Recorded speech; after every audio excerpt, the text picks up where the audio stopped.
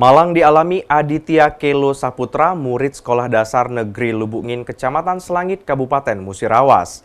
Ia diduga dikeroyok oleh teman-temannya sendiri pada Senin lalu. Akibat luka serius yang dialaminya, bocah berusia 12 tahun ini menjalani perawatan medis di ruang ICU Rumah Sakit Dr. Sobirin. Ironinya, kejadian tersebut justru terjadi saat pelajar itu sedang berada di sekolah. Sudah 4 hari Aditya Kelo Saputra menjalani perawatan intensif di ruang ICU Rumah Sakit Dr. Sobirin.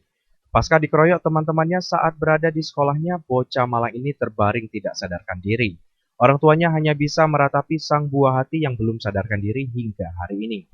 Ibu korban Novikawati yang tinggal di desa Lubukngin menjelaskan sebelum dirawat di rumah sakit, setelah kejadian naas itu anaknya sempat dirujuk ke puskesmas setempat oleh para guru. Namun karena kondisinya cukup kritis sehingga harus mendapatkan penanganan intensif di ruang ICU rumah sakit.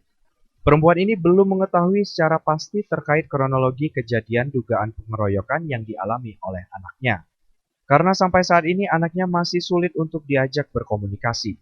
Namun menurut Novika, anak bungsunya itu dikeroyok oleh 3 murid sekolah tersebut, di mana 2 orang merupakan kakak kelas dan 1 orang adik kelas. Pengeroyokan dilakukan dengan cara mengunci di dalam ruangan. Sampai di balik, aku ini berangkatlah ke sekolah, tanya sama ibunya, kataku, anaknya mana? Anaknya berangkat ke Puskesmas, katanya. Pergilah aku ke situ, sampai situ, kata aku, apa luka? Rupanya tidak luka. Aku nengok anak aku ini lah pakai oksigen. Tapi luka hati ya? Tidak ada luka. Waktu itu aku nanyalah kami, mana yang sakit? Katanya leher.